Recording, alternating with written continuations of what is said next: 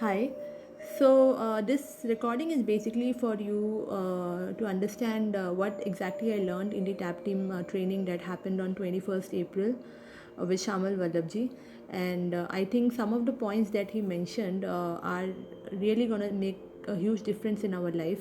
And I've already implemented some of it. And I'll tell you some points now. If you understand it, I think this can help you also. So I have covered already some of the points in the virtual club, and I think everybody liked it. So here are some of the points that I'd like you to know. And so the first point that he mentioned was about willingness. So he said there are two types of people in the world. The first type of people are those whose life is exponentially moving forward, and the second type of people are those who are stuck where they are. Okay, these are the two type of people. People who are moving forward. The second type of people are the one who are stuck where they are. Both of these people have access to same kind of information, same kind of resources. They are watching the same videos. They are reading the same book. Then what is the difference? The difference between both these people is willingness. The willingness to do something about their life. So he said, there are people who have, desires. There are no shortage of desires. But willingness is that action which allows us to manifest our desires. There are a lot of emphasis that was given on meditation, how important meditation is. Even like they did one guided meditation also for 5 minutes in the session, and it was really peaceful and calming. Then he spoke about what the brain likes. So he said like brain likes basically four things. The first thing is symmetry. The brain like things which are perfectly in shape. Okay, he gave an example for like when we get up in the morning and we see our face in the mirror, and or we see our hand and we see something asymmetrical. Okay, we see something is wrong, something has come up. So without feeling any pain, we know that there is something wrong in our face or in our hand or in our body, right? So this factor actually allows us to sense danger, and this is the factor that keeps us alive for the longest time. This is one thing that the brain likes, which is symmetry. The second thing he spoke about is the brain likes shortcuts. So he spoke about the subconscious mind, which was a little bit in detail in the later half. And then he said because this shortcuts, they save the brain a lot of energy. That's why the brain likes shortcuts. The third thing he said was the brain likes stories. It remembers stories. Okay, even if you have seen people who come for our information session also, so more than the information that we give, they remember the stories. So it is very important to whatever information we are giving in the nutrition club or any any session, we link that to a story because the brain remembers it. Okay, the fourth thing he said is familiarity.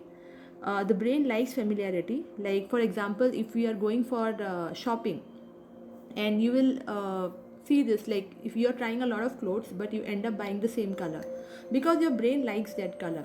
Okay, similarly, people are doing workout. You are doing the same workout every day because your brain likes it, but you have to understand that doing the same thing over and over every day, the same workout, is not going to help your body. You have to bring about a change in your routine, right?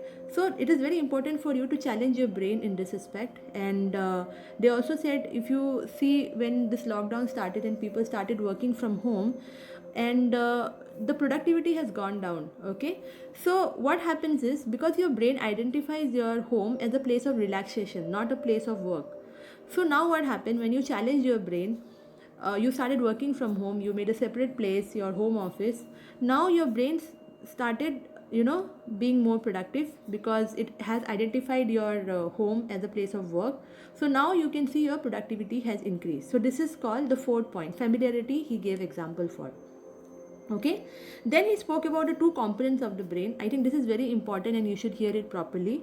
He said there are two components of the brain. The first thing is called is amygdala, amygdala, amygdala, that basically handles the emotions. And the second part is called the prefrontal cortex, which is responsible for rational thinking and decision making. Okay, so basically amygdala looks for threats when the threats are not there. Okay, the way you are thinking about something or of something which is not necessarily the way it is, the so they said when the amygdala is working, when the first part of the brain is working, the second part of the brain, which is responsible for rational thinking and decision making, that doesn't work. Okay, and this is the vice versa. So how do you know that your amygdala is working more, the first part of the brain is working more, or the second part is working more? So he just said this, like, if you feel that you are disrespected, people are misunderstanding you, you get negative feelings, or you feel that your work is very hard, you are working hard but you are not getting result, you're constantly pushing yourself to do something, you're feeling like you have not been heard, or you have been valued, or you are not being treated fairly, no one appreciates you, no one acknowledges you, if you are feeling any of this, there's a very good chance that the first part of the brain is working. Okay, that is the amygdala. And the second part of the brain, how do you know that the second part of the brain is working?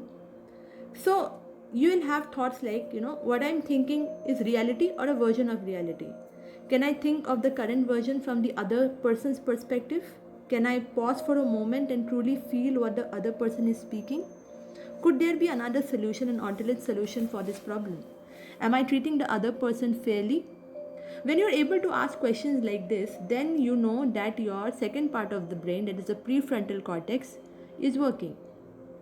So it is very important for you to bring the prefrontal cortex into action, especially in a time like we are in. Okay? So when the first part of the brain, the amygdala, is working, it's changing your physiology, and it also weakens your immune system. It's not good for your health. It is making you sick. When the second part of the brain, the prefrontal cortex, is working, it is very healthy. You are able to think rationally. You have love and empathy for others. So the second part of the brain, when it is working, it is very good for your health. Okay, how do you do it? How do you make the second part of the brain work? He said we can do it simply with our breathing. Okay, breathing exercise, like the box breathing, it can help to bring the prefrontal cortex into action. So whenever you're feeling stressed, you're feeling unheard, or you're feeling like something wrong, or you're feeling negative emotions, you just have to pause for a few seconds, take a few breaths, like box breathing, 4 4 4, that is there, 4 times inhale, hold for 4 seconds, and exhale for 4 seconds. This you can repeat for some time, for few times, and then your mind will become stable, and you will be able to process the entire situation with compassion and empathy. Okay, and see, there's something that is going on now, right, which is like we have never expected. So he said, there's no doubt that this will get over. You'll go through this hurdle, but how we go through this hurdle is what matters. Okay, there will be the people who will be happiest are the ones who will be happy with the way they got to the other side. So when you are able to get over a hurdle with compassion, with certain amount of value system, the quality of the victory is much better. So he just gave a story, an example, that there are two CEOs who are climbing the Mount Everest. Okay, they are climbing the Mount Everest, and while climbing it, they found a group of people carrying a dead body downwards. So those people, they requested the CEOs, like, can you help us, because we are running short of oxygen. We don't have enough oxygen. Then one of the CEO, he was ready to help. He helped them, but the other one, he climbed up the mountain because he wanted to climb up. He reached the top, and when he reached, he succeeded in his goal, but he felt that his victory is very hollow. So he came back. He resigned from his multi-billion-dollar company that he started, and he just resigned from it, and he started going to schools and seminars, and he started teaching others the importance of ethics, that ethics are more important than the final win. The manner how you overcome something is what is important. Okay, so that is what was the first part of the session, which he basically spoke about from the healing point of view. Then comes the second half of the session, which actually he spoke about the performance, from the performance point of view, since he is a sports scientist and he trains a lot of athletes. So I will cover that part now. So he said, in the world of sports, you won't get success by teaching what is proven, or the success will be very marginal. The only way to improve your growth curve is if you're prepared to disprove what is proven. Okay, like the situation right now, what is happening currently, nobody expected it. So we don't have to be angry about it, like that our meetings are not happening, our nutrition clubs are not working, I don't have stock, what will happen to the plan of action that I made in the beginning of the year. because your whole blueprint got disturbed, right? So now don't be harsh on yourself. Now you have to see how you can change the blueprint to suit yourself now. So this is an opportunity to disprove what is proven. You have to see that there is not only one path to success, there's another path to success. Okay? Like there are a lot of professional athletes, you see Leander Pace or Mahesh Bhupati. They are like different tennis players, but both of their ways of trainings are different. But they both are successful. Okay? So he mentioned that there is not just one path to success. If something is blocked now, you have to find another way for success. What matters is how hungry and how willing are you to look for another blueprint for success. The second thing again was said about the importance of coach. He said, just imagine if you had someone, from the beginning of your life, from the time you are born, they are telling you what is wrong, what is right. Imagine where you would have been till today. There's a high chance that whatever dream you have set for yourself, you would have achieved everything by now. So just consider yourself as a student of your art. He said in the world of sports, no one will call themselves as professionals. Like he's talking about, professional sports people like Virat Kohli. They will never call them as professional. They always consider themselves as students. Professional is used by the outside world to describe them. They always think how they can improve their skills. Similarly, we have to think, how am I improving myself in terms of skills, in terms of skills of talking to people, in terms of skills of psychology, of understanding people.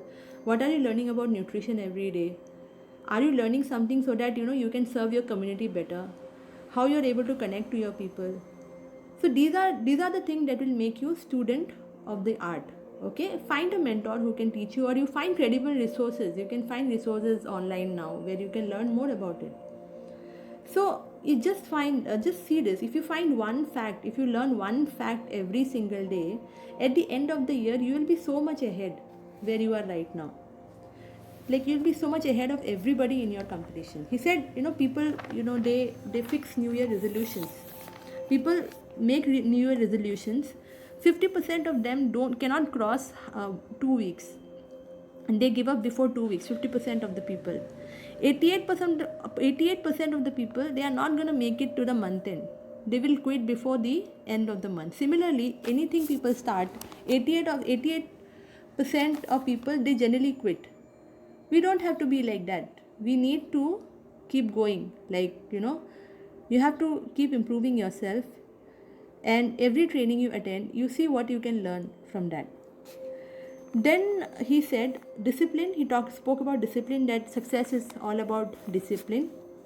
And the third thing he spoke about was how to leave everything on the field. Like sports people, what happens, sometimes they fail on the field, and 99% of them, they will keep holding that feeling to them, that why I did everything and I failed. Only 1% people, they are able to leave everything on the field. He said, make failure your friend if you want to be successful. What is your success percentage? He asked. Okay. Even professional athlete, very successful like Virat Kohli, their highest success rate is 30%. 33%, he said. It means that 70% of the times they are failing. He said, keep trying 100 times before the success comes. Don't be scared of it. As Einstein said, that failure, he said, the failure is one more way he found out that it won't work. Alright. So this was the third point he spoke about. And the fourth one was, don't be comfortable when you achieve success.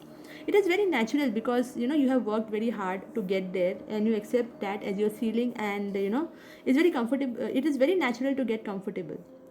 But when you are getting comfortable, you are sending a signal to the universe that you have reached your highest level of your capability. So that is not correct.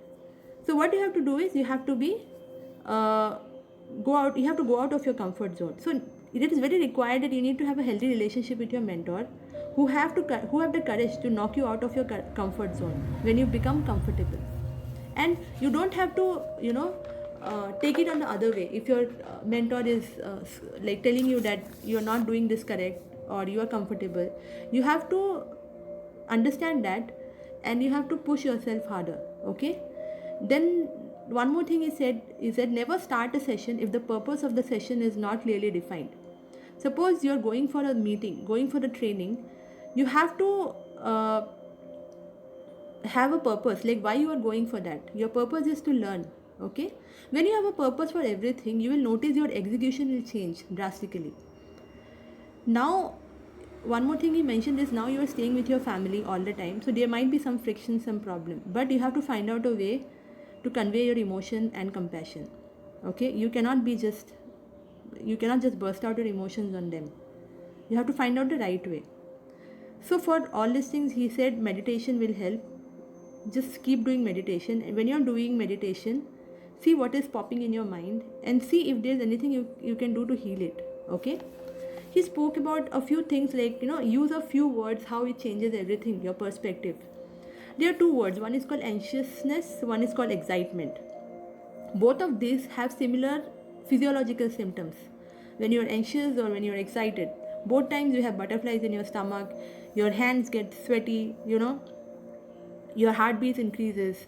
Both of that have the same physiological symptoms, but depends on what word you are using it.